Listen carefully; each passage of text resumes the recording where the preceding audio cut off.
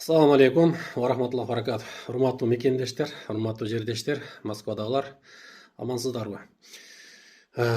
Биз буюрса блогерлик жумушубузду кайра жандандырып атабыз. Тилекке каршы ортодо тыныгуу болду. Тыныгуунун себеби мындай жакындарыбыз сиздер көрүп турасыздар, эмне себептен тыныгуу болгонун. Андыктан мындан ары буюрса ушул блогерлик ишибизди жандандырып баштап атабыз. Мен ойлойм, сиздер сөзсүз колдойсуздар деп, комментарий жазып, бөлүшүп, колдоп туруңуздар. Буюрса жардамалар чыгарабыз.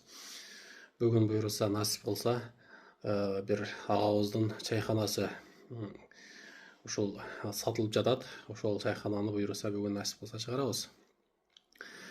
Деги эле достор, ушул блогерликте мындай бир такай дайыма кылбагандыгынын себебинен ортодо сүйлөгөндөн сүрдөнөбүз, жаңылышабыз, башка болот.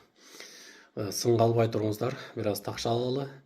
Анан насип кылса, буюрса келечекте көп ийгиликтерди жаратабыз деген ниет бар. Комментарийге жаман жазбаңыздар, ондуктан колдоңуздар. Итак, биздин жан дүйнөбүз мындай бир талкаланып турган маал, аябай жакыныбызды жоготуп, ошондуктан достор бөлүшүп койгула. Ушул биздин канал менен буюрса чайкана деги эле ушул жакта биздин Москвадагы кыргызстандыктардын эмне менен алек болуп атканын, кандай бизнестерди жүргүзүп атканын, кандай кылса болот экенин, бүт бардыгын ошол нерселерди талдап, тандап, ошолордон кеңеш алып, ушул кимдин бизнеси болсо, ким жумуш ишкерлик менен алек болуп аткан болсо, ошолордун бардыгын тартуулап, мындай бир тирүүлөй баарлашуу кылып беребиз деген жакшы тилек, ойлорубуз бар, насип кылса. Болгону бул жерде сиздердин бир жакшы колдооңуздар керек.